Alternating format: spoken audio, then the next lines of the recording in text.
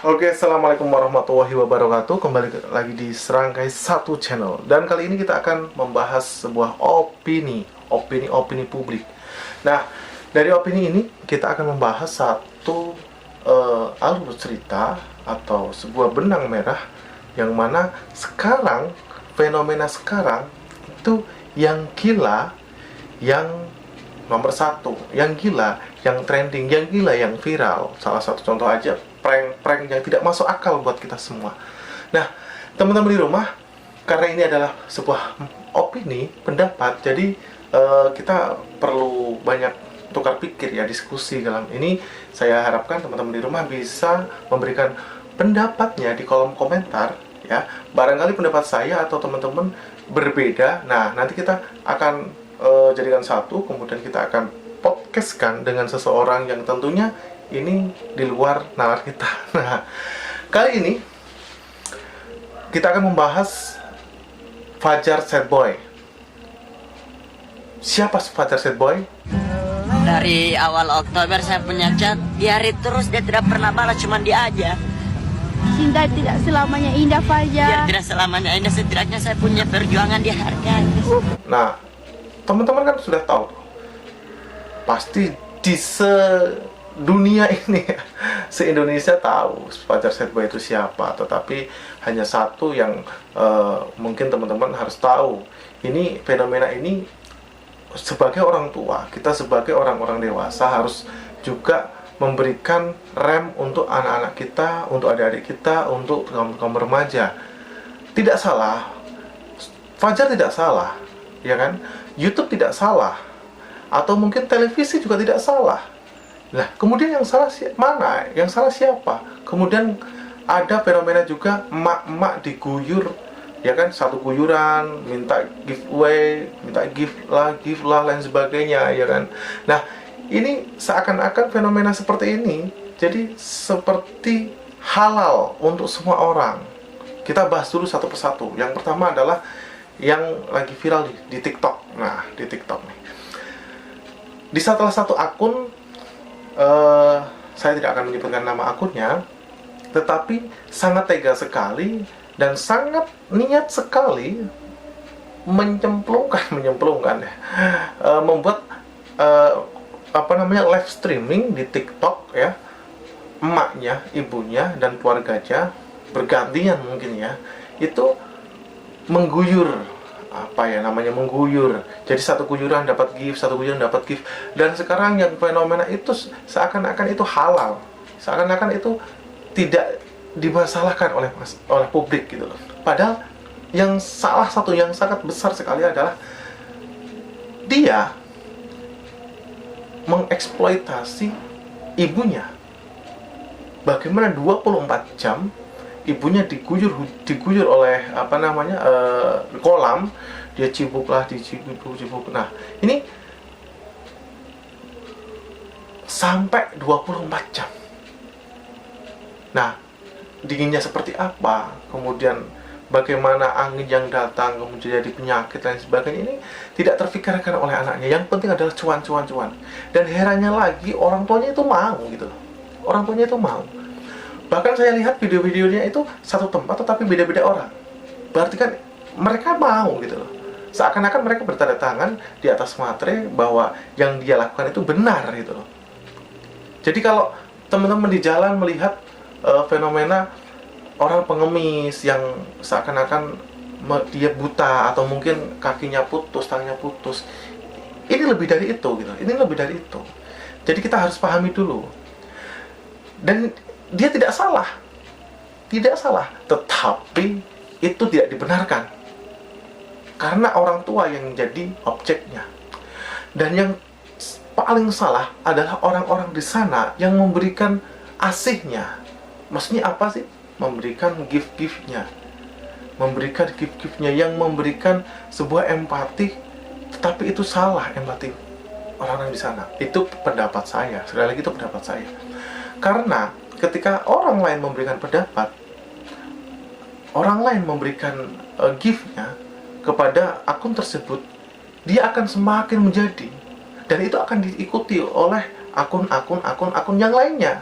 Karena di beberapa video itu banyak sekarang akun yang seperti itu. Dan 90% itu live streaming 24 jam.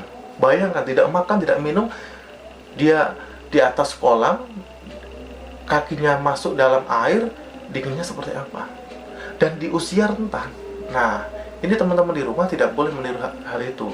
Dan saya berharap netizen-netizen di luar sana bisa memberikan kebijakan yang bagus gitu loh, memberikan sikap yang bagus, tidak hanya membuli tetapi tidak memberikan gift gitu. Biarkan saja, tidak usah ditonton. Nah, sekarang yang seperti itu ditonton oleh semua orang, bahkan hal itu menjadi unik, menjadi orang-orang itu bisa, wah asik nih, gue bisa tiru, wah kasihan, saya kasih giveaway, give deh. Nah, itu akan menjadi pertumbuhan otak yang gagal. Otak yang gagal. Jadi hal-hal itu yang kemudian orang-orang meniru, anak-anak muda sekarang ditiru gitu loh. Bahkan kemarin yang viral itu ada perusahaan yang diperas, ya bukan diperas, tetapi dia akan berhenti seperti itu, tetapi meminta uang 200 juta. Itu tidak masuk akal sekali. Tidak masuk akal itu sekali. Iya kan? Ini bukan saya menjudge dia ya, tetapi ini adalah my opinion. Ini adalah pendapat saya. Jadi teman-teman bisa memberikan pendapat hal seputar itu sesuai pendapat teman-teman, dan pendapat saya bisa saja salah atau mungkin keliru, ya kan? Jadi tidak jadi acuan utama bahwa pendapat itu benar. Nah, itu. Jadi saya berharap orang tua, kakak, lain sebagainya bisa mengawasi anak-anaknya. Dan saya berharap sekali teman-teman netizen, teman-teman pengguna internet lain sebagainya tidak kemudian memberikan empati simpatinya ke sana. Tetapi sudahlah, hilangkan saja, tinggal saja. Itu masih satu kejadian. Kemudian yang terbaru lagi, Fajar sad boy. Kita tidak melihat ada yang salah di sana. Kita tidak ada yang ngeh bahwa Fajar ini ada apa. Bukan otaknya yang keliru, bukan. Bukan kemudian sikap Fajar yang sad, selalu menampilkan air mata, itu salah, bukan. Tetapi yang jadi masalah, Fajar ini sekarang dari TV ke TV, stasiun ke stasiun, dari YouTube ke YouTube, dari channel ini ke sana, ini viral, semakin viral. Gara-gara dia memberikan sebuah kata-kata yang asik gitu loh. Dia cerdas, iya kan? Dia cerdas, bisa membuat olah kata yang bagus gitu. Tetapi yang menjadi, ini menurut saya, yang menjadi salah itu Fajar itu masih usia di bawah, masih anak-anak, dimana stasiun televisi dan sebagainya menampilkan seorang Fajar karena kegalauannya, karena dia berpacaran dengan lawan jenis, kemudian sedih, putus, ya kan? Nah, ini orang-orang akan melihat bahwa pacaran itu diperbolehkan. Ya memang pacaran tidak ada yang melarang. Tetapi seusia Fajar, seusia anak-anak, bagaimana kita sebagai orang tua bisa mengontrol di sana? Nah, sekarang fenomena itu dari televisi ini ke YouTube ini dan sebagainya, yang diangkat adalah temanya Fajar dengan pacarnya.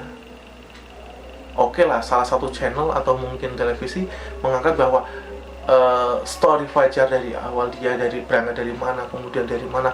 Oke, saya tidak akan mempersalahkan. Tetapi ada salah satu channel, salah satu televisi yang benar-benar ini mendatangkan pacarnya, kemudian di sana didatangkan pacarnya dan Fajarnya gitu loh. Ini tidak masuk akal gitu loh. Televisi tidak salah, Fajar juga tidak salah, pacarnya juga tidak salah, manajer televisi itu juga tidak salah. Yang salah adalah kita. Bagaimana itu ditonton, ya kan? Ditonton, kemudian kita tidak membatasi anak-anak kita dan sebagainya untuk menonton hal-hal serupa. Ya, masih banyak sekali videonya yang kira-kira tidak hanya Fajar saja, tetapi kita sebagai ibaratnya sesama muslim, ya, kita harus saling memberikan masukan, kritikan bahwa hal itu tidak boleh, hal itu tidak baik, bukan tidak boleh tapi tidak baik. Semua orang bisa saja melihat, menonton apapun, ya kan? Tetapi hal ini yang mungkin menurut saya, karena ini pendapat saya, ini kurang pas ketika hal itu ditonton oleh A, B, C dan sebagainya. Nah, anak-anak kita, adik-adik kita akan meniru, ya kan? Seakan-akan menghalalkan sebuah pacaran yang berlebihan. Nah, yang lucu lagi, KPI lah atau mungkin sejenisnya, yang harusnya itu harus di-cut, harusnya itu harus dikontrol. Sekarang dibebaskan di TV gitu. Sedangkan kartun, ya kan, kemudian di blur. Nah, macam mana gitu kan?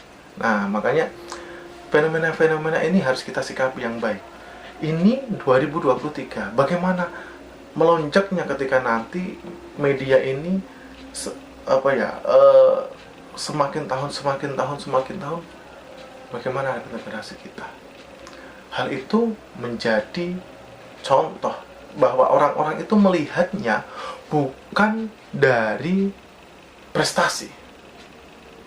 Nah, kita orang awam.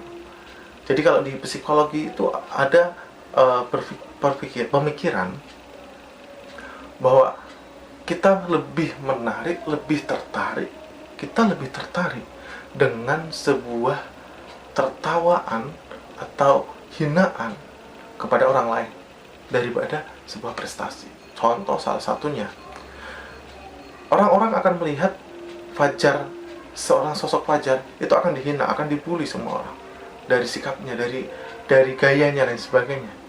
Tetapi ada sebagian besar yang suka dengan Fajar dari kata-kata dan sebagainya. Tetapi apakah teman-teman bisa melihat, menonton anak SD yang juara 1 tingkat internasional mengalahkan 7.000 peserta dalam lomba matematika? Ini tidak viral, tidak diekspos oleh media. Bahkan televisi manapun hanya dalam berita-berita saja. Di konten-konten pun hanya berita-berita saja. Tetapi Fajar, seorang Fajar yang notabene muncul karena dia adalah sosok yang sad boy, kemudian dibalut dengan sebuah kalimat-kalimat yang unik, dia langsung viral. Tidak ada yang salah. Oke, teman-teman, tidak ada yang salah. Itu mungkin sudah rezekinya si Fajar. Tetapi saya, Om Santoso, ya, hanya memberikan peringatan kepada teman-teman semua. Kita harus bisa memilah dan memilih channel-channel dan juga konten-konten atau mungkin tayangan di televisi yang sekiranya itu cukup baik untuk adik-adik kita atau anak-anak kita gitu. Dan masih banyak pendapat-pendapat kita, ya, mungkin cukup untuk Fajar ini dulu, ya. Fajar, kemudian emak-emak guyur, dan juga satu sosok anak kecil yang juara 1 tingkat internasional tidak terekspos. Nah, kiranya kita sebagai sesama manusia lah, dunia ini sudah tidak baik-baik saja. Dunia ini sudah waktunya untuk kita bersama-sama menjaga kedamaian, menjaga ketertiban, menjaga keindahan. Jadi saya berharap sekali teman-teman di Serangkai 1 tentunya bisa saling menghargai. Saya menghargai si Fajar, saya menghargai channel-channel TV dan sebagainya. Tetapi hal itu juga kembali lagi ke teman-teman untuk melihat konten-konten yang baik. Oke, mungkin itu sedikit ya. Sedikit tapi banyak sekali pendapat dari saya. Salam 1 Serangkai 1. Bye-bye.